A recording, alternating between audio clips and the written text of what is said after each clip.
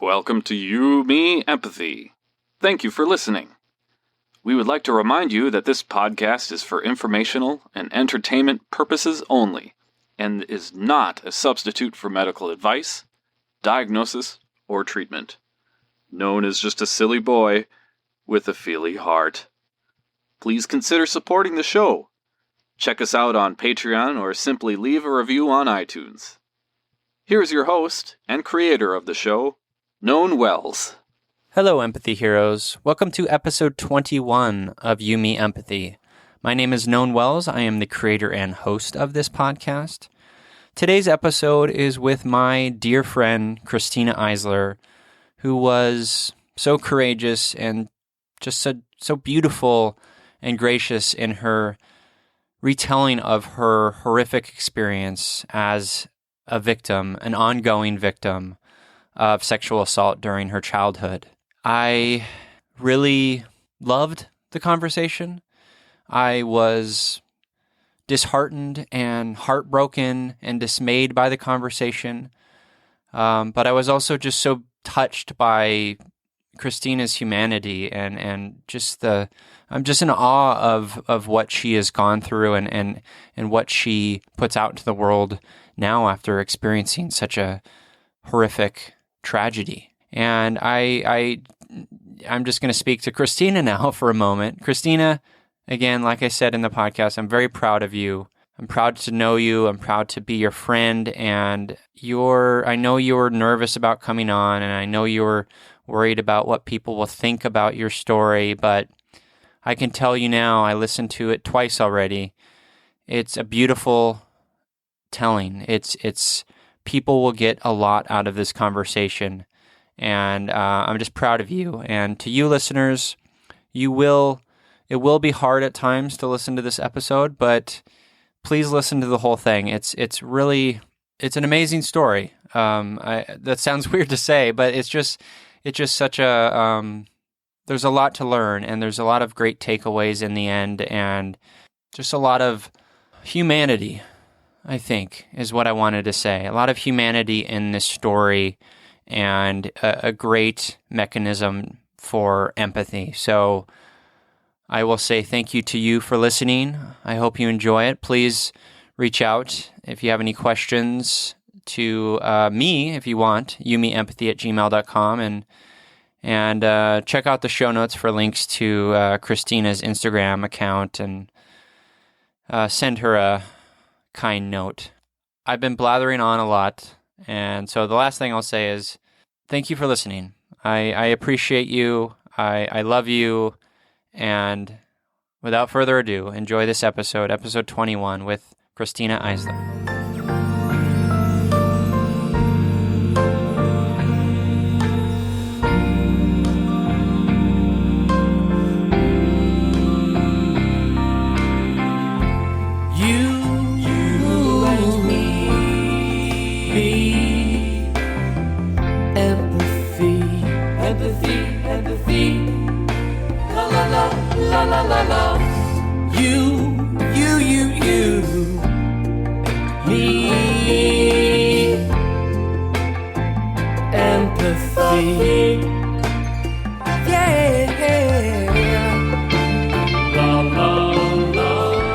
Welcome to You, Me, Empathy, a podcast about exploring the struggles we face in our day-to-day lives as humans trying to get by on this wondrous and overwhelming pale blue dot. The intent of You, Me, Empathy is to talk openly, without judgment, about our neuroses, our mental illnesses, our shared anxieties and worries, to create a dialogue that is vulnerable and deeply human and empathetic, and to share that dialogue with others to inspire emotional and cognitive collaboration and insight so we can, hand in hand, break down the stigma that make us feel shame and guilt for struggling, for feeling our feelings, for being human. You, Me, Empathy is a safe place, a conversation between friends, a place to inspire the beauty in each of us. Today, I'm grateful to spend time on this journey with my courageous friend, crisis text line volunteer, and mom rocker, Christina Isler. Hello, Christina. Hi, Known. Thank you. How are you? I'm doing okay. Thank you. How are you? I'm doing pretty well. I'm happy you're here. I'm happy to be here.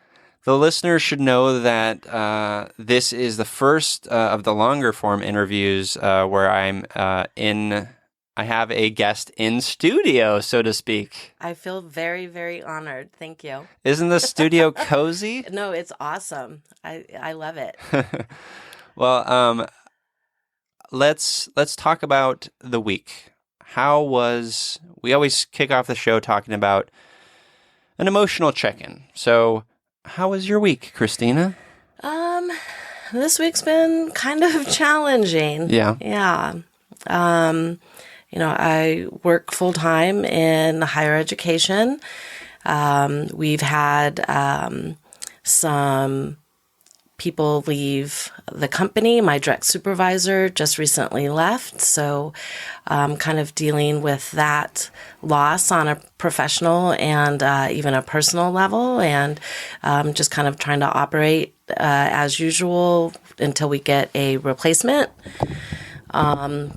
So, just a lot of work challenges. But on top of that, just personally, it's been a challenging last couple of weeks, and some stuff has been coming to a head for me, but I'm determined to keep working through it. So it's been an emotional week, so we'll see how this conversation goes, but I just keep doing what I've been doing, just keep moving forward. One day at a time. Yep, exactly. Right? Yeah. Well, I'm sorry to hear that the week was tough. What kinds of things, when you say you keep moving forward, what kinds of things are you doing to help you through that? That's a great question. I don't know that I'm necessarily doing it correctly, other than maybe it's just this stubbornness not to give up. Yeah. That I've often felt like I'm just plodding through just very clumsily, but I think it's just that part of my personality to not give up. Mm-hmm. It's not like I have this conscious thought process of, I'm going to do this particular activity to feel better. Sure. I guess if I was doing anything like that, it's just a lot of vegging at home in front of Netflix. That's great. Yeah. Yeah, that helps me. I know that helps me. Yeah, I mean, I think experiencing struggles in mental health and mental illness, like, it's overwhelming. Like, I was writing this morning about how lately at moments I feel very in tune with the world. I feel very sort of in it, and like I am here now and present and stuff. And then at times it's such a fight. It's such like it feels too overwhelming. Like it's like I've sort of shed the lens that allows me to see the world like in a way that's healthy, and it's all of a sudden like too bright, and I don't know what to do. And so I only bring that up because I think that at times like we don't know how to get through it, but we just a certain level of just one day at a time plodding along, like that's part of it. Like that has to be part of it. Yeah, exactly. Yeah. Well, next week's going to be better, right? It will be. It will be. Good. Thank you for that. So my emotional check-in this week, yesterday, in fact, on a Friday, I had a couples therapy session with Jessica, which sort of it started because we discovered that we have some emotional incompatibilities in certain areas. I am very sensitive. I'm a very sensitive person, and I think we've discovered together that I need a lot more sort of touch and a lot more of that attention. Mm-hmm. And Jessica is different, and different, and so we were like, oh, let's do this. Let's try this out. Let's see if we can come up with some sort of good tools and insight to allow us to sort of better understand what that means and just have a third party, because sometimes you just need that. Like, right. It's so it's sometimes, I mean, I think it's a good thing. Yeah, Therapy. absolutely. I'm a huge proponent of therapy, but Yeah, so absolutely. we had this therapy session and burping. We had this therapy session and it was really great. Like I learned that one of the things that, I work at home and so I get a little isolated Yeah. and I'm an introvert and and that's sort of my natural comfort state, but I also need face to face and I need I need to get out of the house more. And so what I'm finding is sometimes I will throughout the week just be so isolated, not have any sort of external stimuli from people or filling up from other places. And then Jessica gets home and I expect her to sort of fill me up in all the ways that I need. And I think that's unfair, especially considering she is a community college English teacher where she's giving to lots she's of people giving all to the lots. time. Exactly. Yeah. She's giving and giving and giving. And so when she gets home, I'm not allowing her maybe a transition out of that a little bit. She needs to work on some sort of boundaries for herself, but I need to work on filling up in other places. So it was really good, and I think we're going to go a few more times to just sort of hash things out and see how things are going. But I was nervous going into it, because I was telling my therapist, there is, oh, you're going to couples therapy? Like, what's wrong with your marriage? There's that sort of stigma in my head. Yeah. But it was great. So you were able to jump in and address that much of the issue in your very first session? Yeah, in 45 minutes. Wow. I thought maybe that first session would kind of be a throwaway where they'd be just kind of trying to get a sense of who you were and who she was, and that you'd have to come back before you got into anything meaty. Yeah, well, I think that's probably usually how it goes, but I should say that I don't think I said it, is this therapist is my therapist as well. I see. That was going to be my next question, is if it was the same person. So she knows me, and obviously, she knows Jessica to a certain extent because I talk about Jessica. That makes much more sense. Yeah. So if it had been someone we didn't know and had never talked to, then for sure. Got you.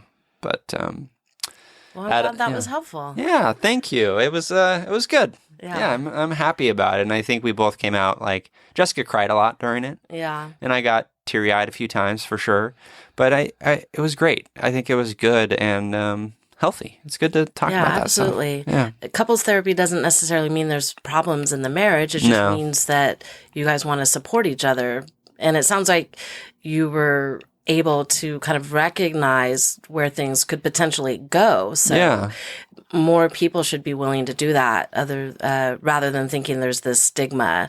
If people find out we're in couples therapy, then the rumors are going to start that, maybe one of us cheated or there's major problems, but it shouldn't be that way. No, it absolutely should not. It's a good thing. It's a good thing to talk about stuff. Yeah, absolutely. Yeah. Okay, so that's my emotional check-in this week. Doing pretty well. Sorry. I'm having an itchy throat. This won't be on the podcast.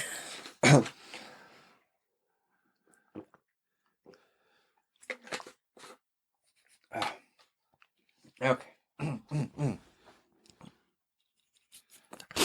Sorry, my allergies are bad right now. I think that's what's happening. I hope it's not the cat hair. Oh, no, it's fine. Okay. My allergies have been bad the last few weeks.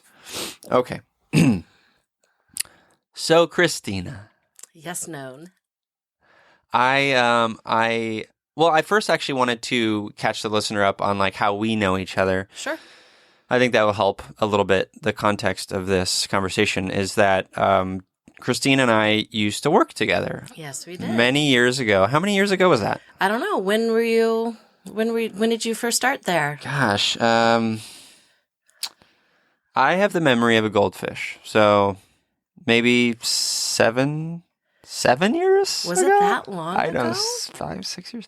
So I'm trying to, let me work backwards. So I've been with my current company for like 2 years. Before that, I was at another company for 2+ years. So maybe it's only been like 5 years. That may seem right. 2013. That sounds like that might have been right. Yeah. So we worked for like an online education company. Yeah, private for profit. Yeah, private for profit Institution. We worked in different departments. But we sat near each other. Our departments were adjacent. Yeah. Yeah. So I was basically the corporate trainer, and you were in marketing. Marketing, yeah. That was I didn't love that job. I could tell you didn't.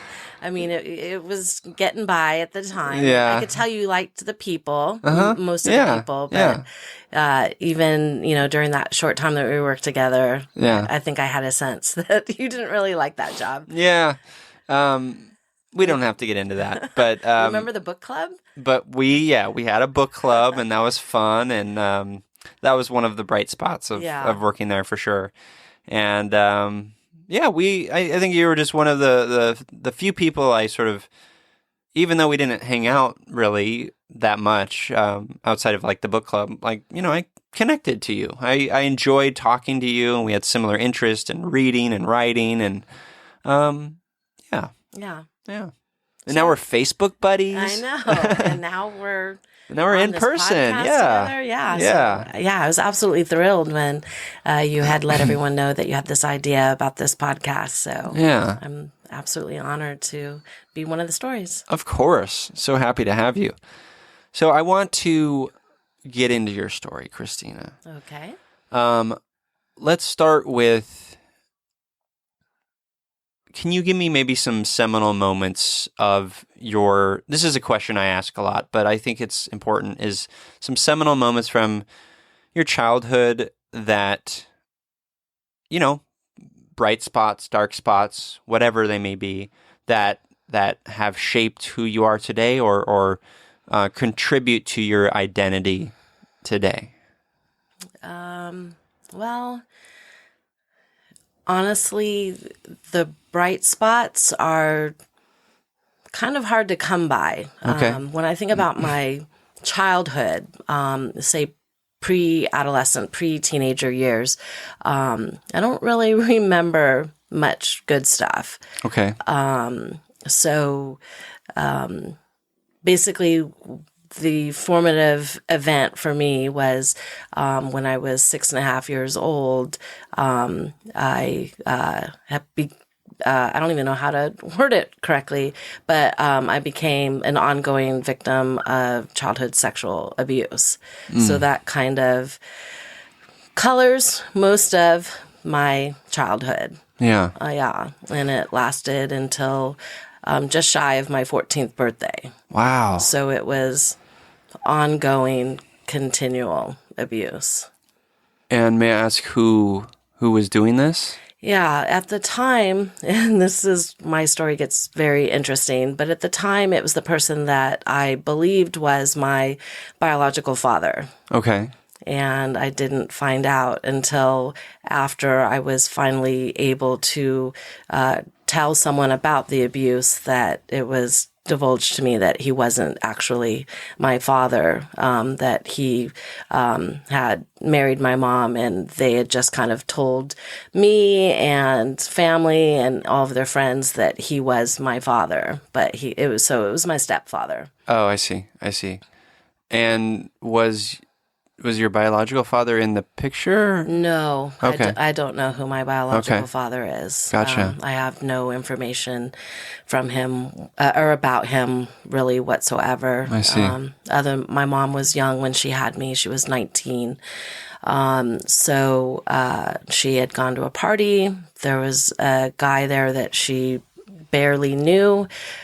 He ended up taking her upstairs, and shortly thereafter, she realized she was pregnant, and she never saw that person again. And basically, it was this deep, terrible secret. And so I'm older than you. I'm 47. So I was born in 1970. So at that time, to be that young, to be unwed, to be pregnant, it was a scandal. Right. And so my mom held a lot of shame about it. And so she never told me about it. But the man that she ended up getting together with shortly thereafter, before I was even born, ended up, becoming my abuser. And so he's the father of my younger brother. Okay. And when this started happening in your life, when you were 6, Yeah. you said, we don't have to get into details unless you want to, but how did that come about? Like what is can you paint a picture? Sure. Yeah. My stepfather was an alcoholic. So I remember back then there was lots of drinking going on, which later on he would kind of try to use as an excuse. But I can remember from, as early as being 2 years old, I was constantly a daddy's girl. And I was extremely connected to him. I can remember that he was always very loving. I went everywhere with him, sitting on his lap all the time. He would give me baths and wash my hair. And I can even remember the other adults around me making comments about, oh, she's such a daddy's girl. She's such a daddy's girl.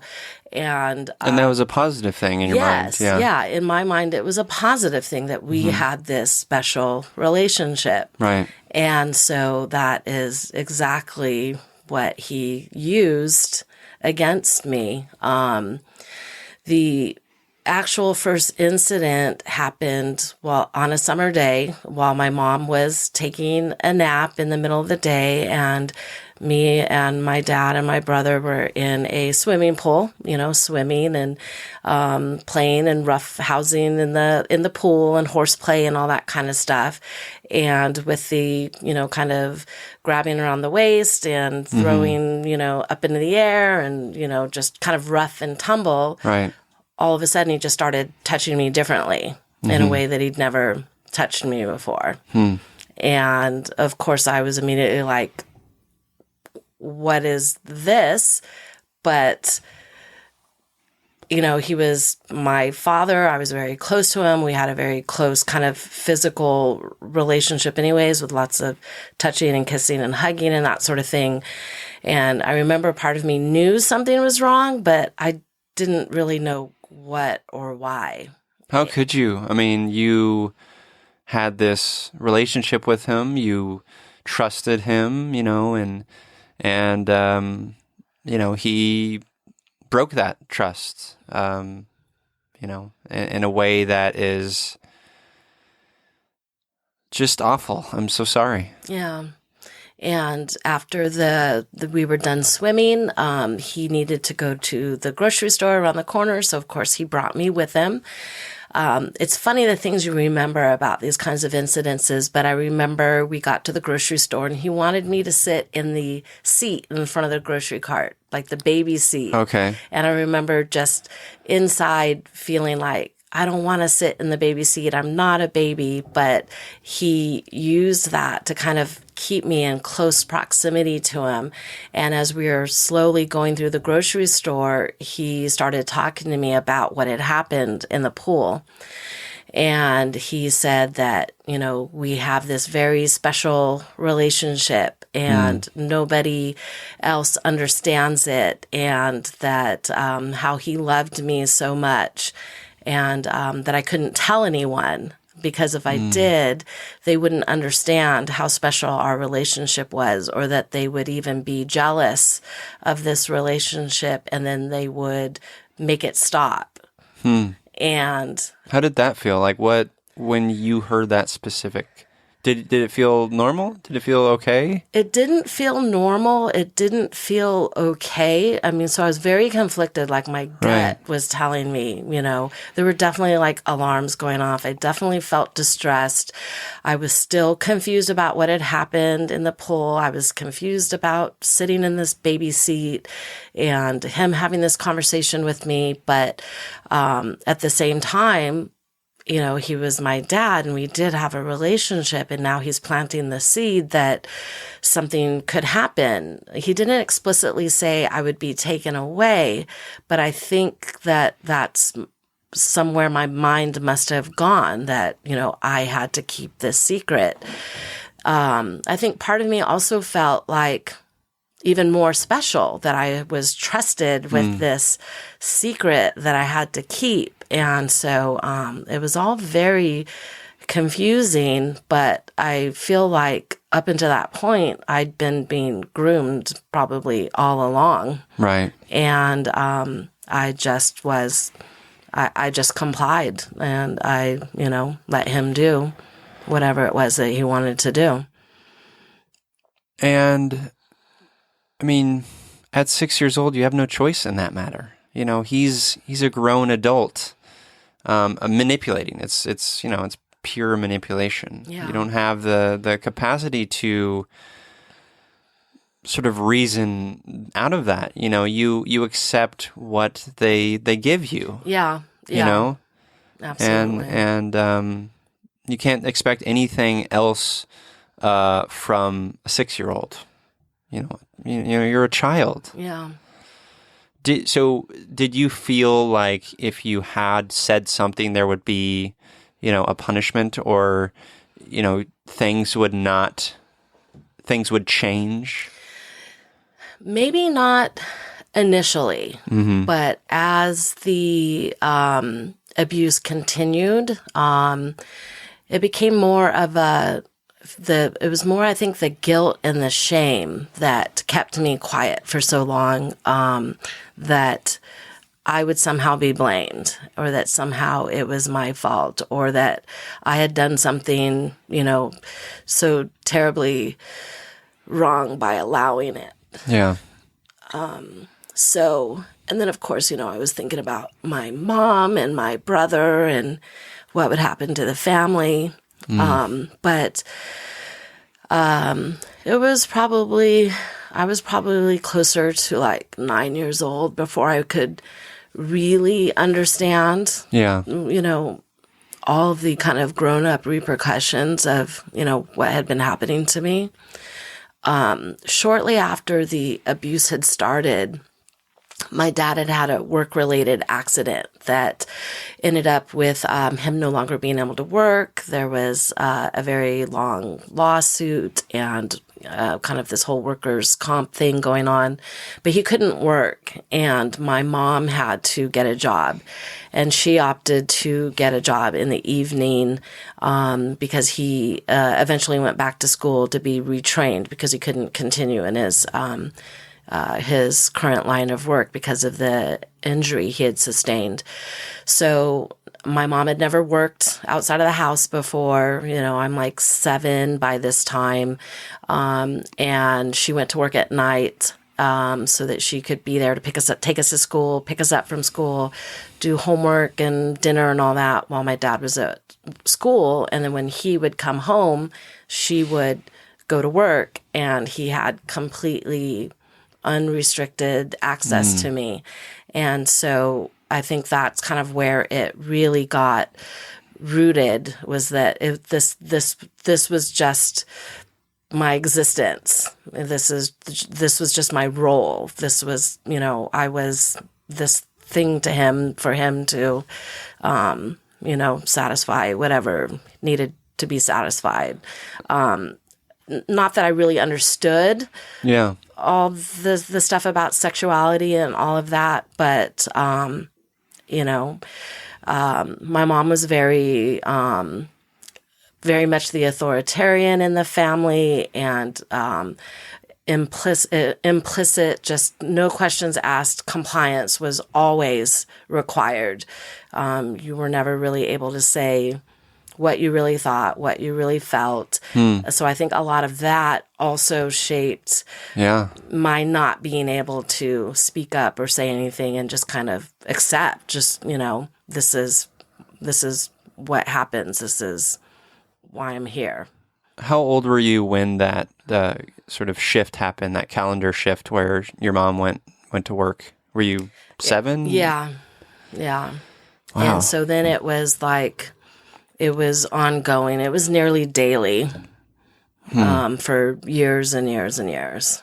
And I can't imagine I can relate on some levels to the idea that not feeling like you have anyone to bring this to. Holding on to that level of pain and confusion and abuse, you are a victim of abuse, and not being able to talk about it or express openly to anyone in your life about that it's so heartbreaking. I'm so sorry. Well, it was the 70s, and people still didn't talk about that sort of thing. I mean, they still don't talk about it enough now, even though there is, a lot more kind of public awareness, and the 1 in 4 statistic about, women or girls, becoming the victim of some sort of sexual assault. But no one still really talks about it like they should. Mm-hmm. And so I don't even think I knew what sexual abuse was. I mean, I vaguely remember, you would always hear the conversations from the adults, well, no one should touch you where you're covered by your bathing suit, but beyond those kinds of statements, no one really talked about it. No one really talked about what to do if someone did touch you, where you weren't supposed to be touched. Right.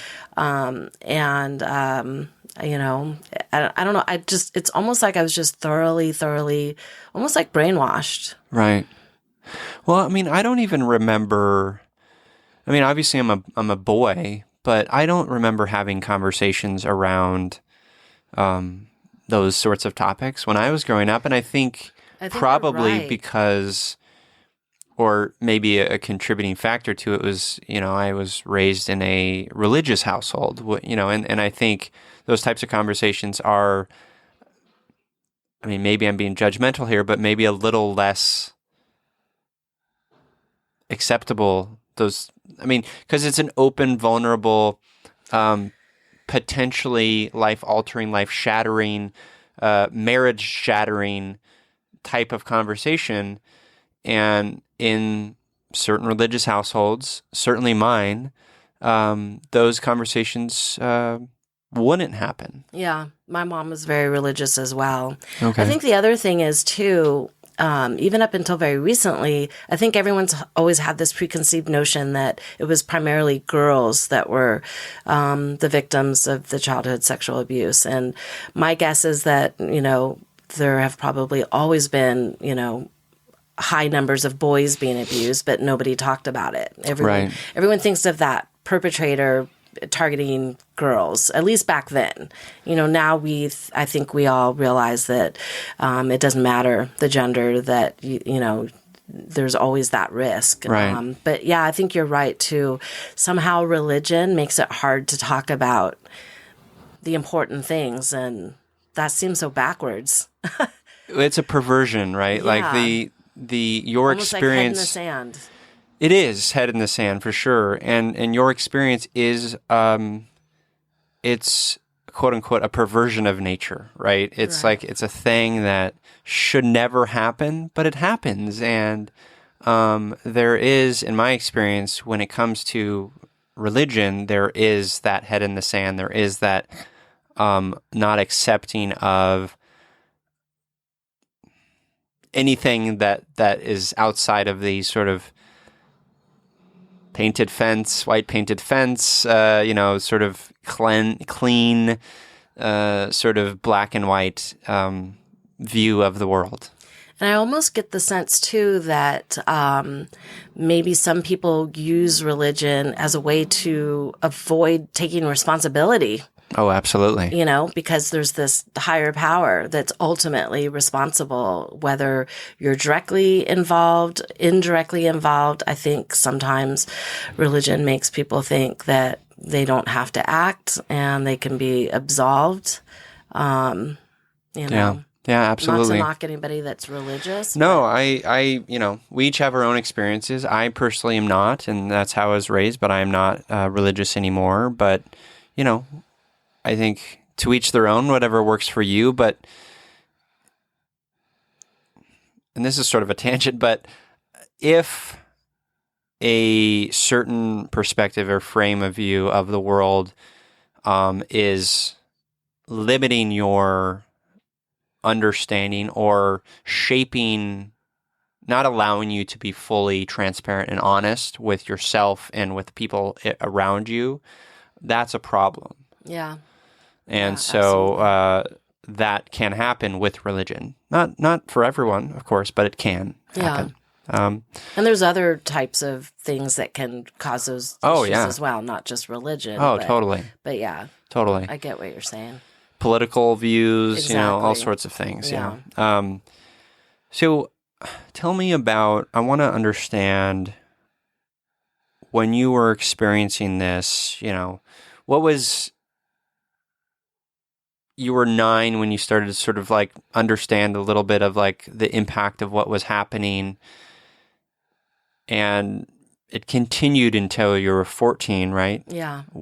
Tell me about that experience between 9 and 14. How are you dealing with it emotionally? Like how, because people in your life must have picked up on like how you were experiencing that, your mother or whatever. Like, I'm curious of how that really impacted you during that period. Yeah. Honestly, looking back at it, I'm kind of amazed that, I actually was able to kind of get through it the way I did. But, I can remember another pivotal moment. I was 10 years old. I had been watching a television movie, and I don't remember much about the movie at all. Other than that there was some sort of scene that I was able to pick up on, that there was a little girl and a man, and the woman, who I think was the mother, had come in and seen the girl sitting on her, I believe, father's lap. And the mother had this very aggressive, visceral, just very extreme kind of violent reaction to walking into the room and seeing this man and this little girl. But she grabs the little girl by the arm and starts, screaming at her and calling her a bad girl. And it was some sort of psychological horror movie. I have no idea why I was even watching it. It sounds like it. And she ends up shoving the girl into a closet and locking her in the closet. Oh, Jesus. And telling her that she has to stay in there and think about, what a bad girl she was. And I remember the girl screaming and crying inside the closet, and she looks up and there's a shelf in the hall closet and there's a rat up there. Oh. And I just reacted so strongly to this scene, and I was like crying almost hysterically. And my mom had been off in other parts of the house, and she comes in and she's like, "What's going on with you?" And I couldn't tell her anything because I had immediately put myself in that closet with that little girl. I think I was, whether that was what the scene was or that that's kind of what I was projecting on it. I just had this fear that if someone found out that what was happening, that I would be punished in some sort of extreme way. And so I wouldn't tell my mom why I was so upset, and she eventually kind of left me alone. And my dad came home from work maybe within 30, 40 minutes after that.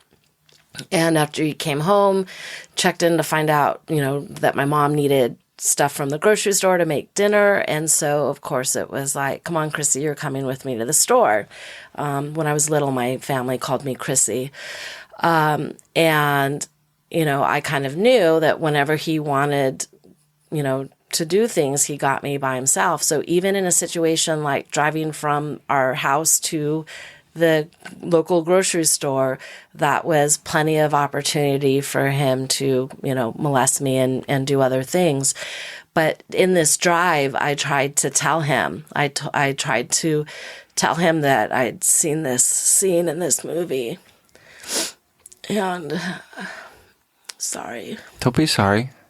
Don't ever be sorry. It's okay. Take your time.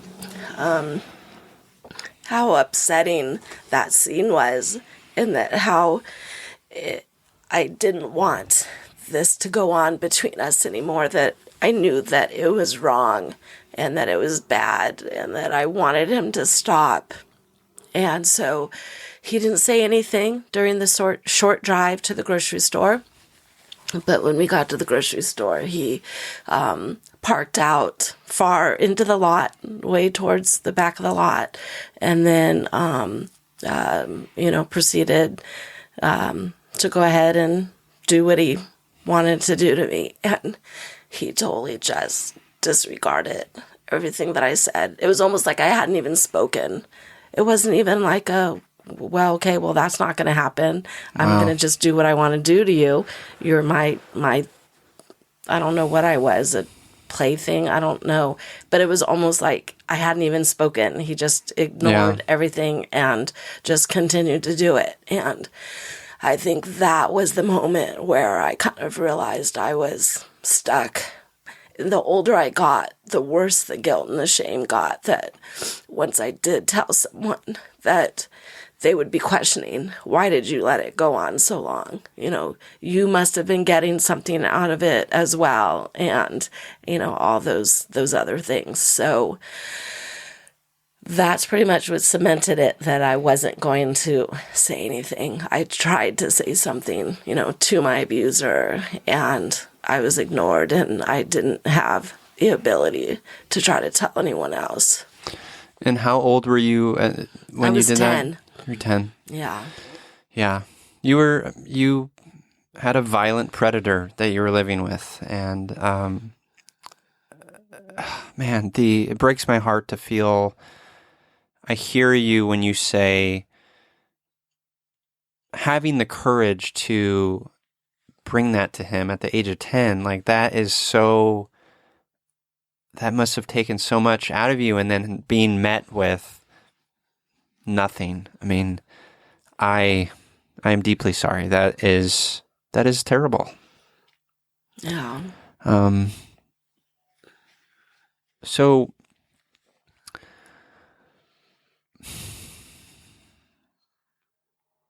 how now I'm at a loss for words. I guess I just want to say that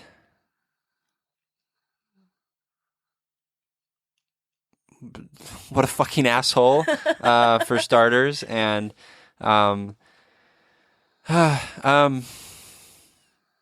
it's hard for me to, I've never been in a situation like that myself.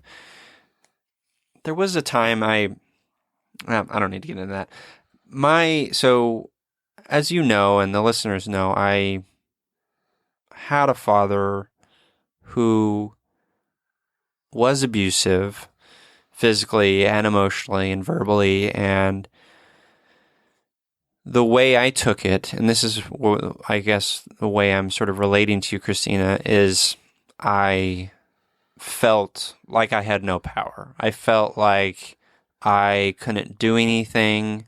He was too arrogant, too just, this is the world that he wanted to live in, and we were either going to fight back, but I felt no power or capability to express any of that when I was a kid. Right. And so I felt very powerless. I felt very, I felt abused, right? Yeah. And it wasn't until I was like 18, 19 that I was able to like even start, sort of positioning myself in a sort of better sort of like more healthy manner, Right. but it took so long. I can't imagine going through what you did and then feeling that powerlessness. That's just a comment. I want to talk about your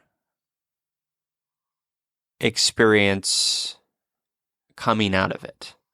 So you experienced this tremendous trauma and having no real sort of outlet, you held it all in. Yeah. How coming out of it, like what did that look like? How did that happen? Well, I learned at a very early age how to kind of escape into my own mind. Mm-hmm. So, definitely during times when the abuse was happening, I would definitely dissociate. And it was almost like out of body, kind of floating up above and kind of looking down at what was happening to me. But I'd always had a very rich imagination and had loved reading and writing from a very young age, from even before the abuse had happened. So I would just read and read and read, and that would be my escape from what was happening to me. Right. And I was, in reality.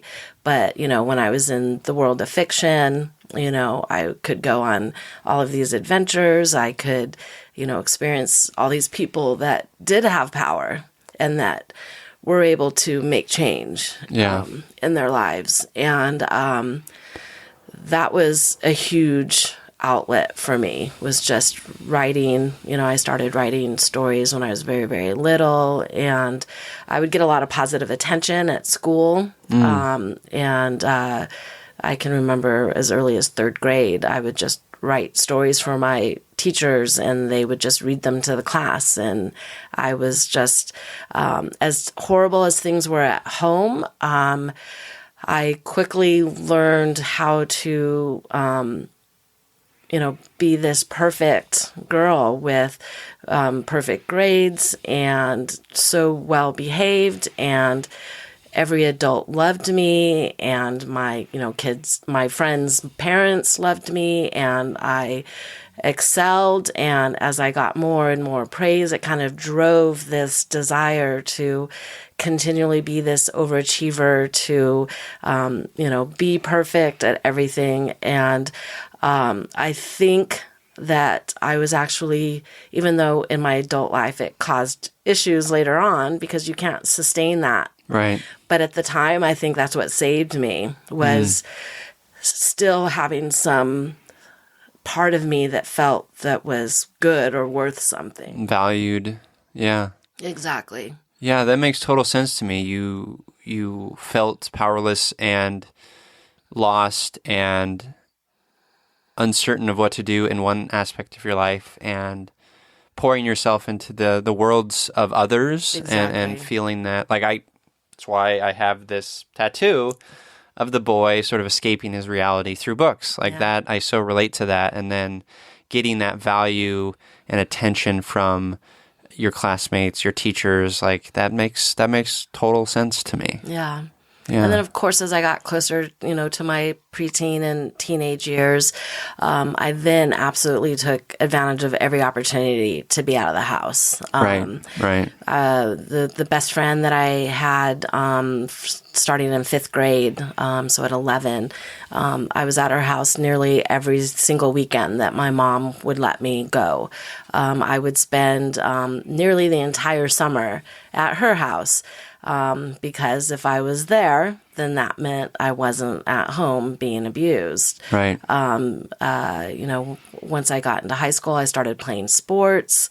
That was yet another way to, again, receive attention and accolades and praise for being, athletic and performing well in sports on top of academics and everything else. And yet you're creating a community of people who like you and care about you and want you part of the community for who you are.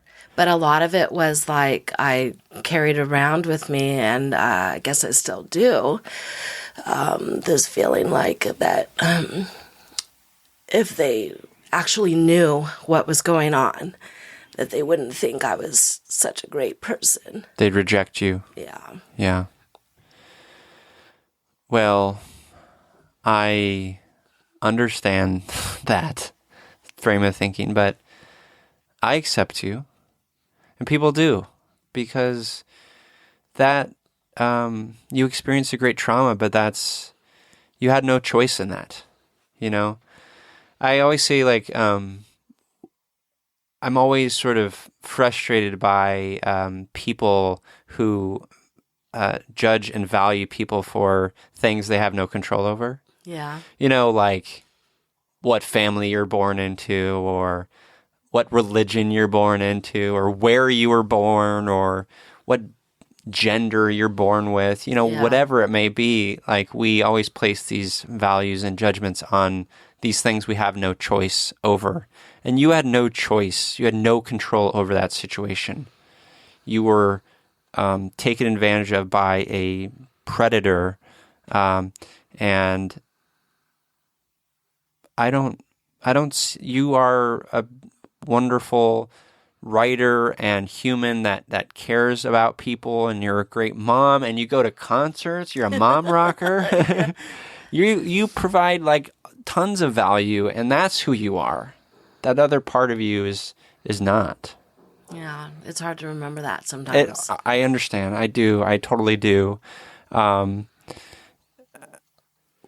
So you had mentioned that you felt like you couldn't talk to anyone about it. You felt like that even with your friends? Yeah.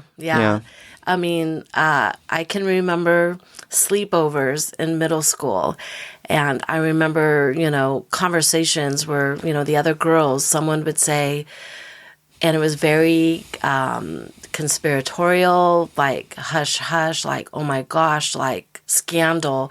I remember this little girl who I didn't know very well. She was a friend of the girl who I was sleeping over with, started telling us all about this story about she had a cousin and how the family had found out that the uncle, the cousin's father, had been abusing her. And the rest of the girls in the room, right, we're all in the dark in our pillows and blankets, and the shock and the, oh my God, and comments like, how screwed up that family must be. And like, I can't even remember all the comments, but I know I was just like simultaneously dying inside and like screaming inside that, they were treating it, I could tell that they didn't understand what it was they were talking about. Right. And I so badly wanted to tell them, you have no idea what you're talking about, and the judgments that you're making, and the comments that you're making.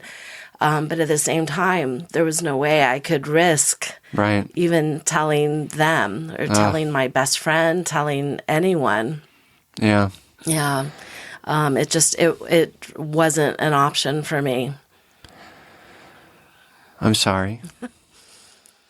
Can you tell me, let's transition out of that phase, out of that trying, horrible period of your life into some brighter areas.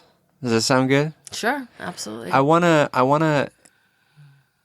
I am so in awe of your courage to go through that and get out of it and create a wonderful life for yourself. How did it stop? How did it come to an end? Like, what did that look like? Yeah, and that's an interesting kind of pivotal moment too. And it actually comes back to, for me, it comes back to almost to religion, which is really weird. Okay. Because kind of like you, my mom is very religious. We went to church all the time when I was very young. As we got older, we didn't go to church all the time. But, I had this concept of believing in God and Jesus, and my parents had been fighting extremely badly, and my dad had been drinking a lot, and they would fight horribly. My mom would throw things and break things, and it would be very traumatic just even witnessing or listening to these fights that they would have. And I'd gone to bed that night just terrified that my parents were going to get a divorce. And I started having this conversation in my head, and I was kind of like praying, even though I was never that person. I've never really been an overly religious person. I've always considered myself more spiritual.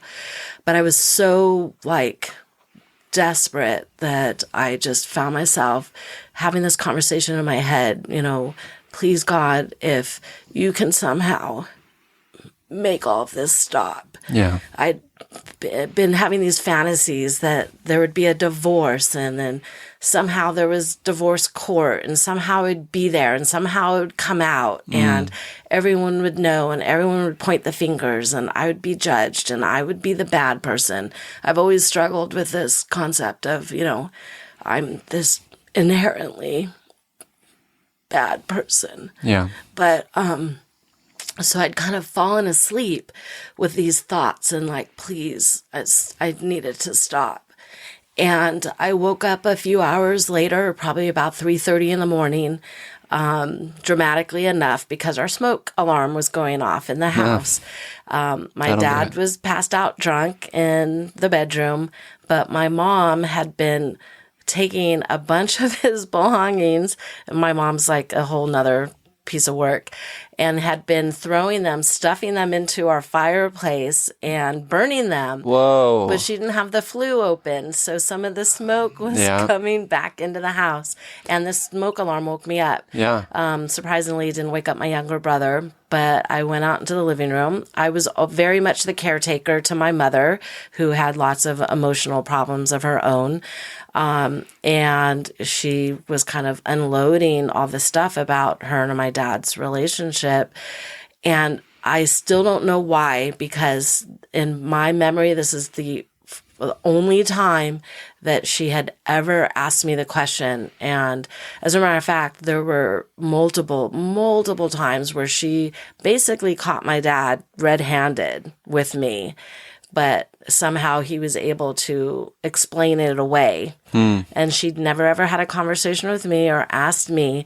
But over the course of this just really dysfunctional evening, she asked me point blank, had he ever done anything to me?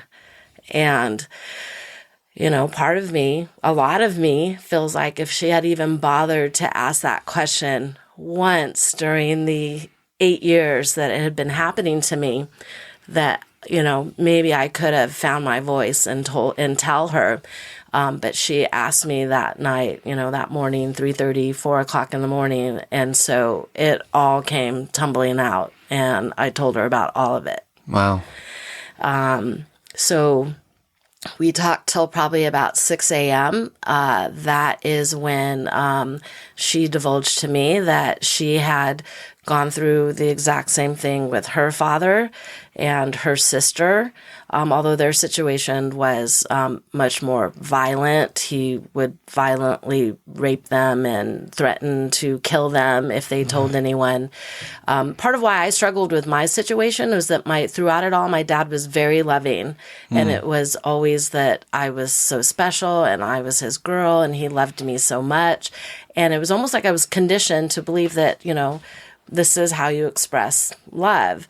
And so when you would hear these kind of stories, especially back then and in the 70s and early 80s, a lot of people thought it was still, the whole stranger danger. Right. And that it would be some violent thing where you would just be, it would just be this violent act. And he was never violent with me. And I think psychologically that really took a toll on me as well. But anyways, during that night when I told my mom about what had been going on, that's when I finally started realizing it really is a cycle.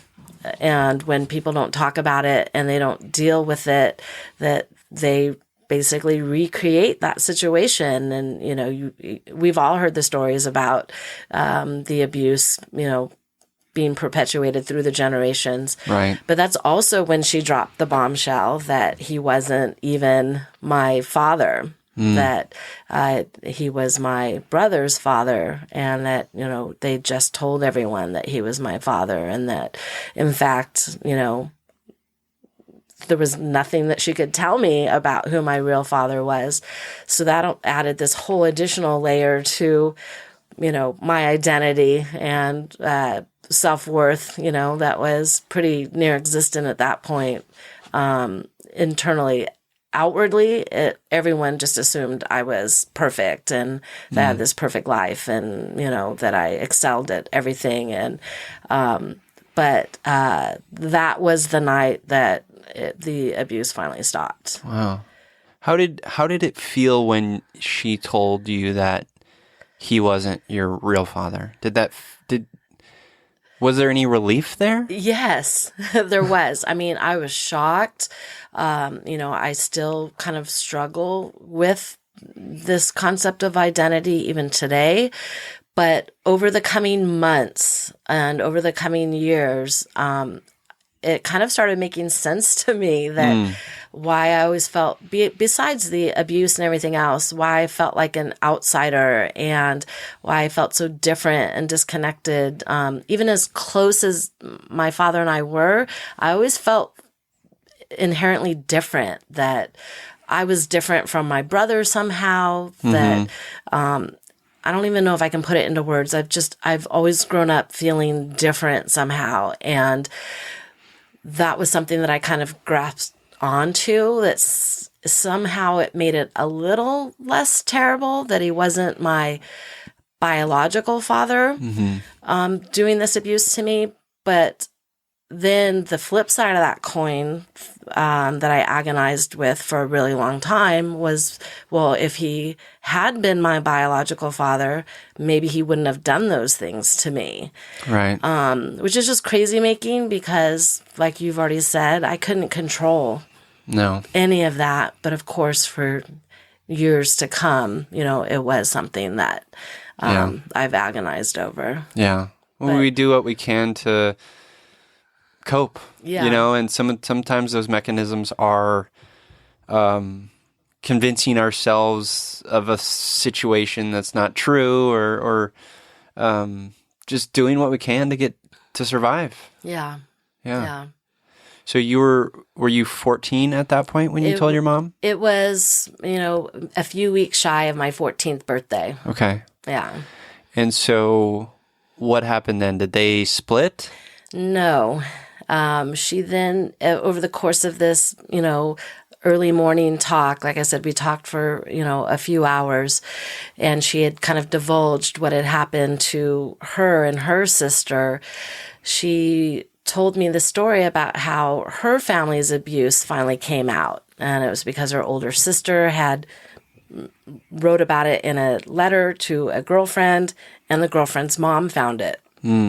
When it all came out, my mom says that her dad vehemently denied it, that the stepmom in the situation denied it.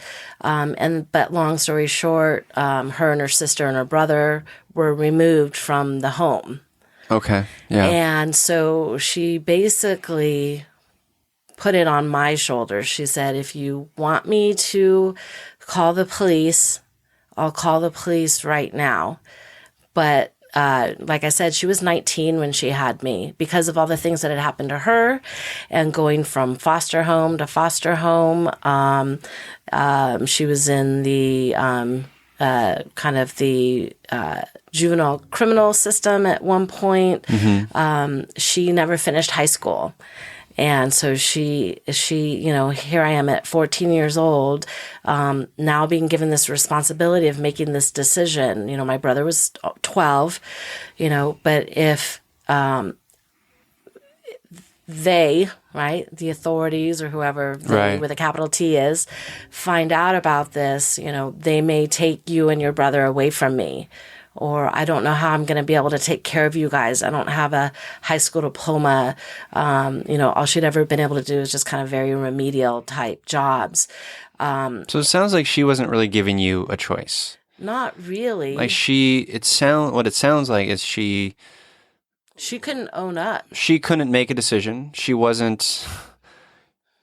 putting it all on you. Yeah. And putting you in a position where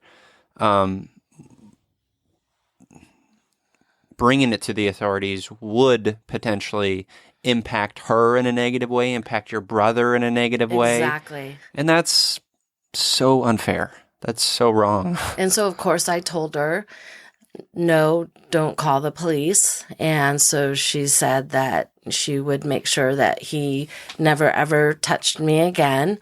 But she felt totally trapped, that she had to stay in the marriage. She had no money. She had no outside support or resources either because of, her family situation and the dynamics there. She had kind of isolated herself from any other support other than, her husband. And yeah, she stayed with him. And over the coming years, she then proceeded to blame me for the abuse. And, so even though the physical, sexual abuse had ended, I then had to endure a whole nother type of abuse from my mother.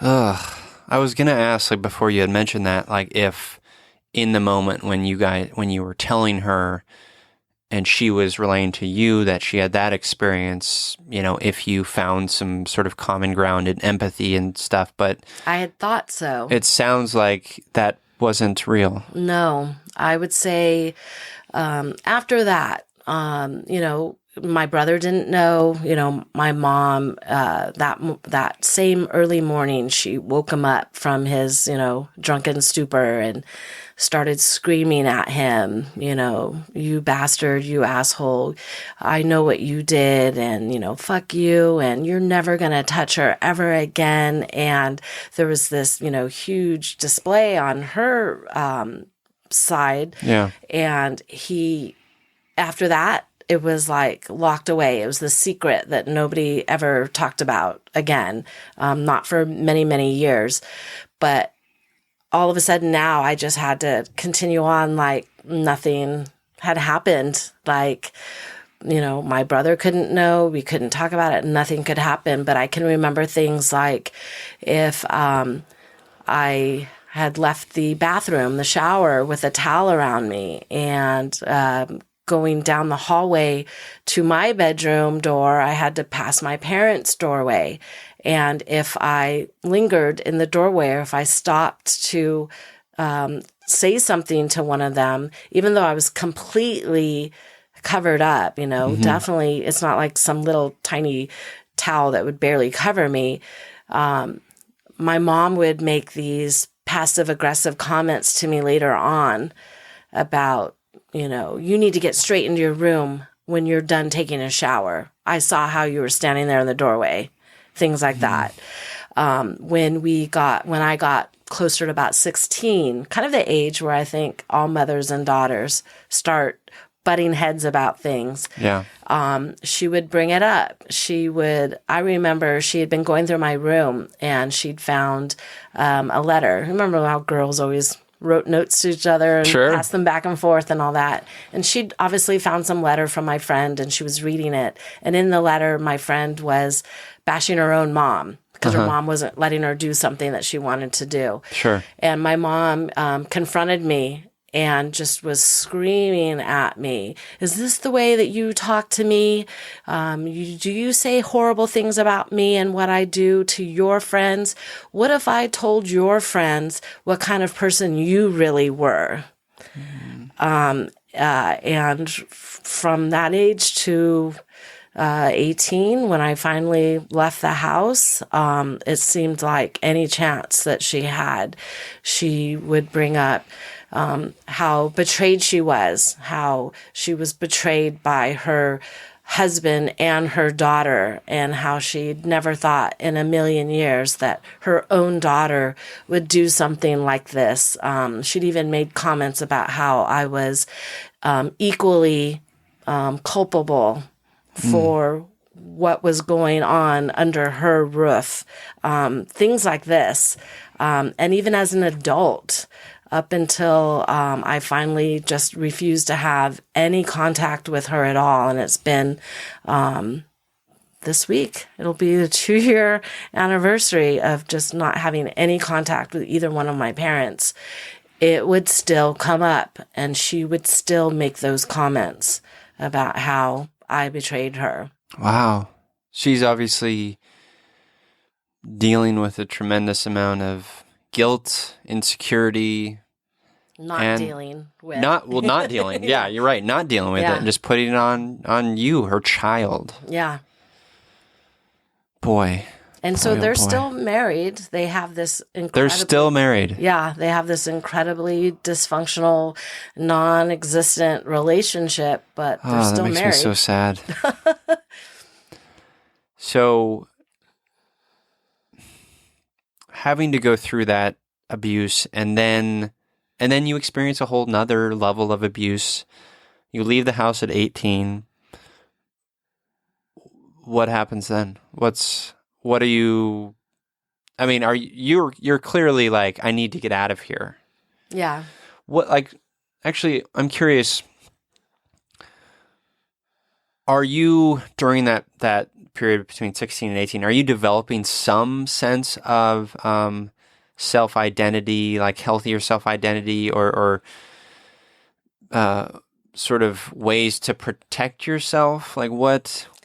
Or is it just a matter of survival until you're 18? It was basically just survival. Like I said, it was trying to spend as much time out of the house as possible. You know, immersing myself in sports. You know, I got a job. You know, so I was working. I was playing sports after school, carrying a full load at school, and again, still getting that affirmation from being an overachiever. And it definitely felt like I was two different people most of the time. Yeah. I even had to do that with my father as well. There was the person that he was when he wasn't abusing me, but then there was this other person. It was almost like two different realities, everything. And it's definitely colored how I view things today, where I very much see things in black and white or in extremes. Integration of, kind of healthier things is very difficult for me because I felt like I've always been either this bad person or this good person. I don't know how to be both. My dad was this bad person, but then he was still this good person. Yeah. And how do you reconcile that? I couldn't as a child or as an adolescent, and I'm still having a hard time now, in my late 40s. But I think it was kind of that being able to, I learned how to compartmentalize and just block that off. You know, I don't know if that makes any sense at all. It makes total sense. But that's the only way I could really cope. Absolutely. It makes total sense to me that you would have to have this other version of your father in your head to survive. Yeah. Because otherwise, the reality of just this one predator all the time, like that's too much to bear. Yeah. It makes total sense. Yeah. Yeah. So at 18, you leave the house. Mm-hmm. Tell me about the next 10 years. What does that look like? What are you doing? How are you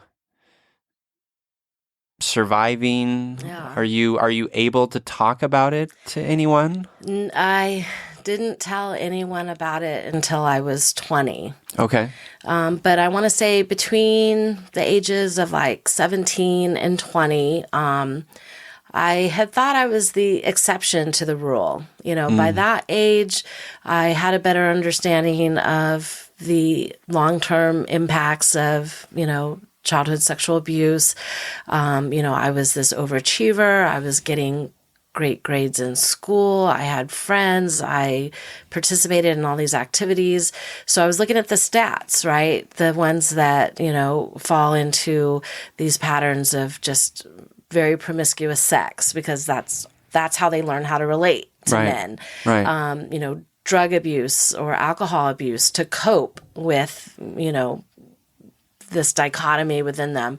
How are you learning this information? You just doing research on your own? Or? Which I don't know how I would have been doing it, because like the library? We didn't even have computers and stuff back then. So, somehow it must have been the library, through school, things like that. And I told myself, well, I'm not one of those statistics, even though all these horrible things had happened to me, I'm functioning, I'm doing all these things. I've got goals and ambitions, until I, tried to have an actual relationship with a man. And that's when I realized that, I actually did carry quite a lot of, psychological scars from what had happened to me. Right. But and I dated and things like that, nothing very seriously. But I met a guy at work when I was 19 years old, and it was almost like love at first sight. And he was much older than me, but we started dating, and we'd only been dating about 4 months when I got pregnant. So I had my first child at 20 with this man, and I ended up being with them off and on for 10 years, and we had 3 kids together. But we never married. But he was the first person that I told. Okay. And how do you take it? He was, I think, like how most people are, especially because this was still quite a while. This was 20. Yeah, you're old. 7 years ago, Yeah, I'm very old. Thank you for that. It was kind of like shocked, stunned silence. It's like most people don't know what to say. It's hard. Other than, oh my gosh, that's so terrible. I'm sorry. That's pretty much all you can really say. Right. But he was actually the first person to suggest, especially as we started having problems in our relationship. Obviously I was very young. He was 10 years older than me, that I get therapy. Okay. And so I was 21 by then, but that was when I had my first foray into therapy, to kind of start trying to deal with the effects of the abuse. How did that go? Was it tough? Yeah, definitely. It was definitely tough. A lot of it was, I almost feel like I was almost too young still to really fully understand what was happening. It was a lot of just processing. Unfortunately, I think even back then, 25 plus years ago, the way they approach trauma is definitely different than how they approach it now. Right. But it was almost like I was being forced to relive it, where I would spend week after week just kind of recounting these things and talking about what that felt like. And it definitely put me, back into it like I was, a 10-year-old little girl again.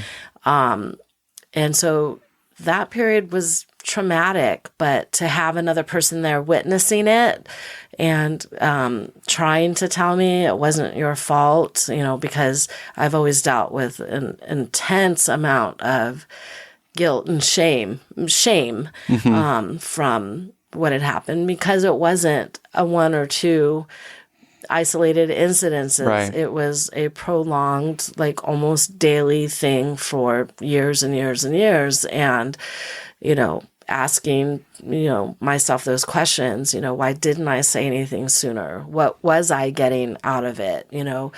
Am I a sick, bad person?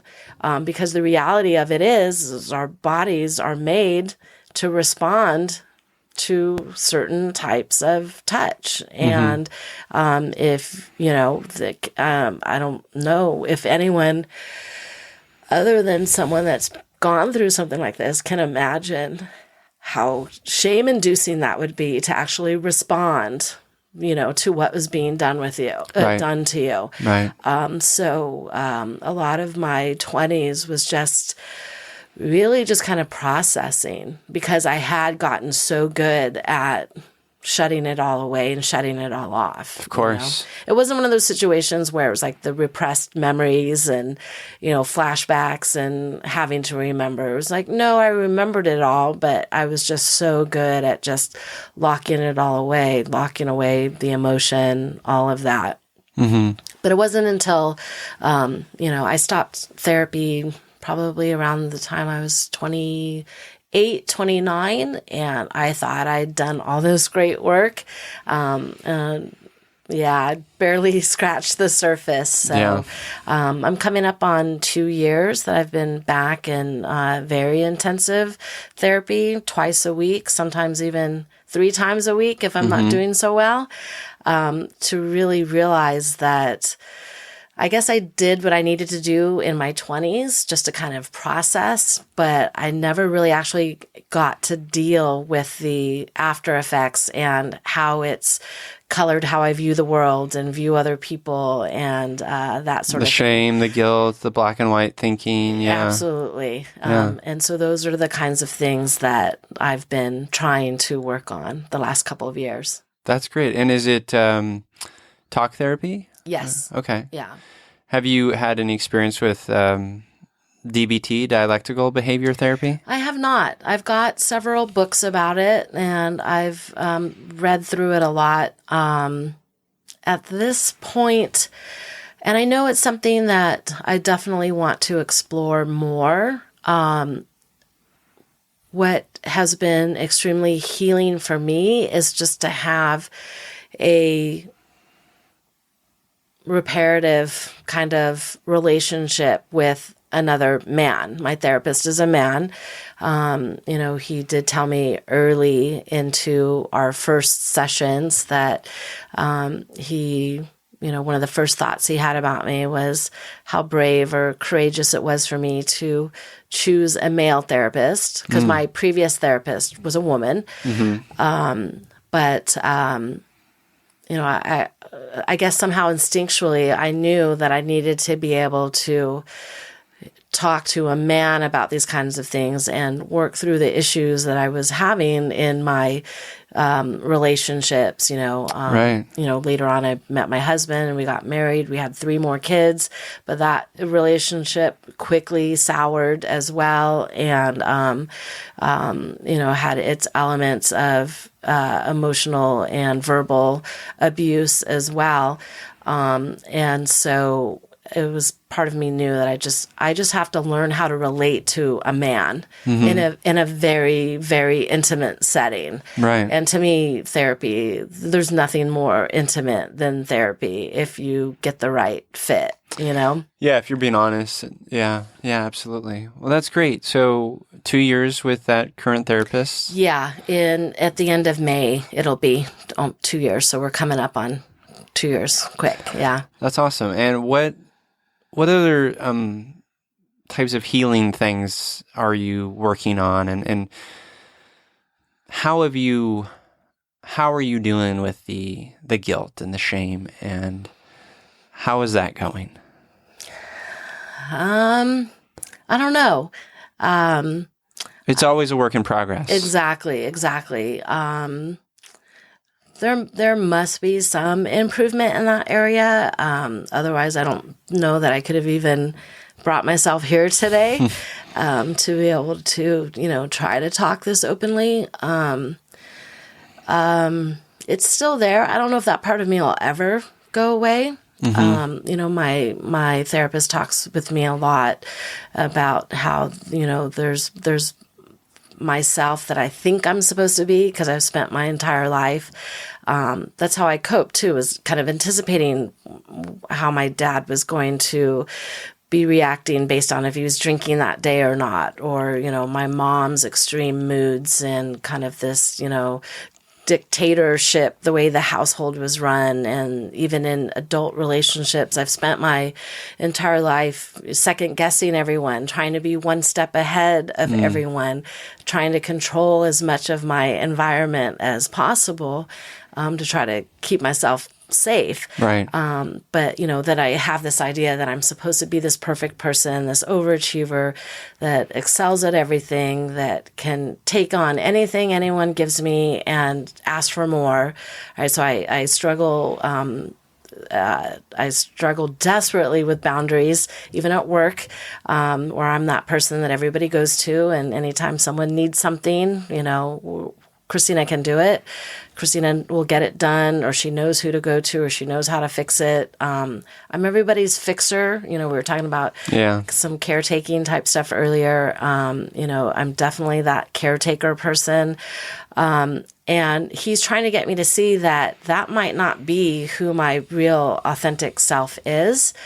But I have no idea who the real me is. And so we're trying to work a lot on, trust. Even though I've been with him for so long, I still struggle with some aspects of trust. Obviously issues with self-worth and identity, definitely working with the black and white thinking. I've struggled with depression my whole life, anxiety my whole life. There's so much to work on. Any day it's like, okay, pick a topic. I feel like I could be in therapy for the rest of my life and probably still always have something to work on. So I don't know if I actually answered your question. I don't remember. You did. You're not alone.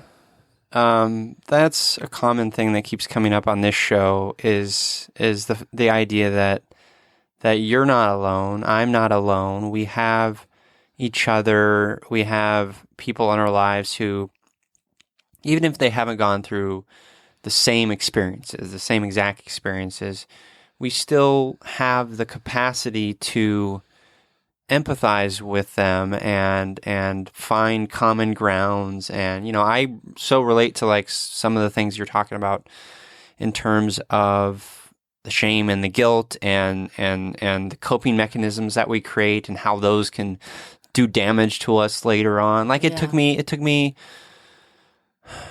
I mean, this thing I wrote last year and published, like it took me, I'm 36 now, and it took me that long to be able to really even say that outwardly. Yeah. So half your life, half my life. So it's always a bit of a struggle, and it's always a work in progress. And I just want to say to you that I am very sad and dismayed and disheartened, and so affected by your story, and I'm very sorry you had to go through that. But I also see you as this wonderful bright spot and this, just sort of experiencing your life on Facebook and whatnot, like seeing your love for your kids and your joy of going to rock shows and you being a volunteer for this crisis text line. These are wonderful things that you are putting out into the world, because you are a wonderful person. Well, thank you for saying so. I appreciate it. Yeah. Well, I appreciate you. I guess I wanted to start to wrap up talking about some of the things that we can do when we experience trauma to sort of better cope and connect with ourselves. Obviously, I want, the resource of RAINN, RAINN, the Rape, Abuse, and Incest National Network. I think that's an amazing resource for people. So if you have gone through that experience something similar to what Christina has, like that's an amazing resource and a great support for people. Going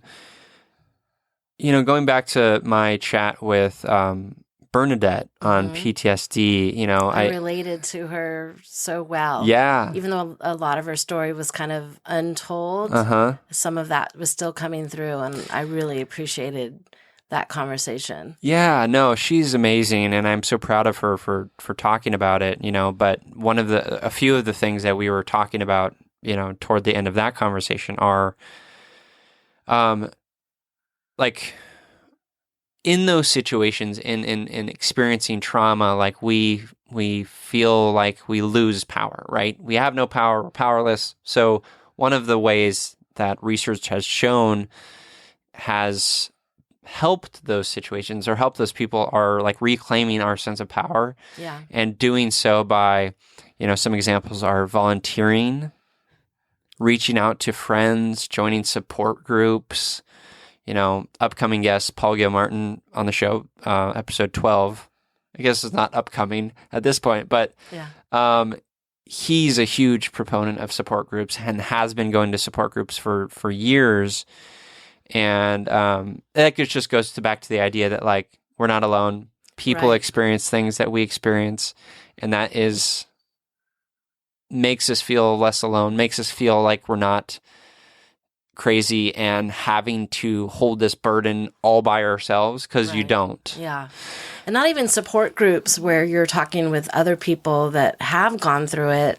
I think it's equally important to have the conversations with people that haven't gone through it, because there has to be more awareness. Absolutely. Either in ways to try to prevent it from happening from young children, but I think people just... And I know you've mentioned this in plenty of episodes, especially when you were talking to people about what had happened with you, your experiences, that people don't know what to do. They don't know what to say. They don't know how to help you. And if we can get more of the stigma removed from talking about topics like this, yours is very controversial because no one thinks about boys or men having eating disorders. So you're already kind of marginalized right from the get-go, which is tragic.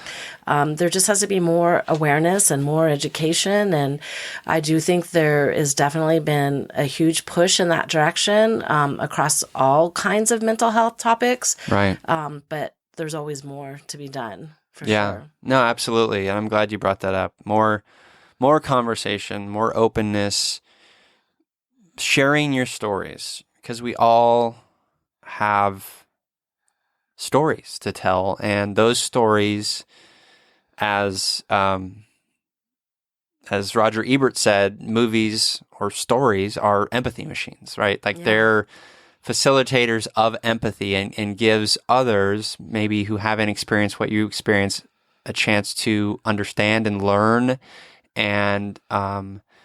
and then those conversations and those experiences become a little bit normalized, and then we have this capacity to stop it or recognize it before it happens, or so talk, people, talk. Other things I wanted to mention are, and this is one that I struggle with sometimes to do, is reminding myself that I am valid, right? And even I can't do that well either. It's hard, but even the tough emotions, the anger, the things that I experience sometimes, reminding myself that however that's happening, and that's a valid thing, and when I'm able to shed that, the shame of that, shed the sort of self-hatred in that, I'm able to better understand why it's happening. Yeah. And just more like self-love, I think, is so important. Like we get so caught up in this world. Like there's so much stimuli and so many things telling us that, like, we're doing this the wrong way. We we need to do it this way. We're too thin. We're too fat. We're drinking too much. We're like, there's so many just things telling us like, you need to do this. You're doing this wrong, Yeah. You're not enough. Basically. You're not enough. Like shedding that, being able to shed that a little bit at a time is so healing. Just not giving two shits about like, because that stuff doesn't matter. Like connecting with humans matters, and talking and being vulnerable and open, that matters. Absolutely. Mindful, like based stuff, like I know we mentioned on the show a few times, but like that stuff has been shown to like help people, who have experienced trauma, like meditation, yoga, just body-based therapies. You really need to read The Body Keeps the Score. Oh yeah, I'm like 3/4 of the way through it. Great. So yeah, it's a great book. Yeah, it really is, by Bessel van der Kolk. And I think the last one, and we keep talking about it, but just connecting to others. Like, as I talked about at the beginning, like I struggle with like isolating myself, and in isolation, we get so caught up in our heads and stuff, And I'm exactly the same way. Yeah. I'm just in my head all the time. Yeah. Yeah. So mindfulness is hard because I'm either ruminating about the past and regrets or things that had happened, or I'm like anxious about the future and, depressed about where I think I'm going or not going. But yeah, that mindfulness part is extremely difficult for me. And I don't know if it's because of the trauma. I don't know if maybe other people can slip into mindfulness more easily. I struggle with it, but I love hearing about it every time you talk about it on the podcast. So keep it up. I talk about it because I struggle with it too. Yeah. Like it's almost, this show is really a selfish venture. Yeah. I say that jokingly, but like truthfully, I bring that up because I struggle with it too. I have a hard time doing it, like, because I'm too much in my head and I'm thinking about like tomorrow or, whatever. And like anything, it takes practice. And if we do care about it and we do feel like it could be a potential healer in our lives, like we can make it work. Like another like great thing to remind ourselves is, and you've proven that with your story, is we are so resilient. Yeah. Like I sometimes remind myself of that and remind myself that like, when I am struggling and having a hard time, I remind myself that I'm resilient and that I've gotten through stuff before. Yeah. And I will again. Yeah. That's sometimes brings me some peace. Yeah, absolutely. Yeah. Well, Christina, I really appreciate you again. I'm very proud of you, and you are very courageous for coming on to this show, You Me Empathy, and talking about your story, which is a very tragic one. And but as we keep saying, in talking about it, in opening up about it, there is room for healing. Exactly. Yeah. I had my selfish reasons for coming on the show too, to get the opportunity to heal a little bit more, but, to hopefully show other people that, like you said, we're not alone, and that there's other people out there going through the same things and having the same sort of struggles. And I don't know, hopefully maybe even someone finds a tiny bit of it inspiring, even though I don't consider myself an inspiring person. Absolutely, they will. Absolutely, they will. Yeah. Yeah. But it was more just to have the opportunity to get to talk to you. So thank you so much for inviting me. You're very welcome. And I love talking to you. I would talk to you for many more hours. So you're always welcome back anytime. We always wrap up the show talking about empathy heroes, as you know. As I know, I'm a very devout listener. Do you want to start, or do you want me to start? Otherwise, fine. No, I can go ahead and start. Great, go ahead. And so ever since I kind of realized this was going to be one of the themes of the show, and I knew that I was eventually going to be a guest, I was struggling with who is my empathy hero? Who's my empathy hero? Because honestly, I haven't had a lot of people in my life model empathy. Right. But several weeks ago, I decided who my empathy hero was, and it's you. Oh my God. What the hell? I'm serious. I am dead serious. We didn't work together for a very long time, but I could just tell what a quality person you are. And getting to kind of keep up with some of your shenanigans on Facebook. And I knew, so many shenanigans. And I know that, you've definitely been in this whole podcast thing for a few years now. And when I saw you posting those early messages, this idea, that ended up becoming You, Me, Empathy, I was just ecstatic. I was ecstatic for you. I was ecstatic for me because I was like, oh my gosh, I know I'm going to be able to reach out to him and talk to him. And I know I'm going to get to kind of live vicariously through him and his podcast. And I just admire what you're doing. Oh, well, thank you so much. That wasn't manufactured, people. I didn't pay her to say that. No, he had no idea. That warms my heart so much because this show does mean a lot to me, and I'm glad it has been this thing there where we can connect again, because it's been a number of years, and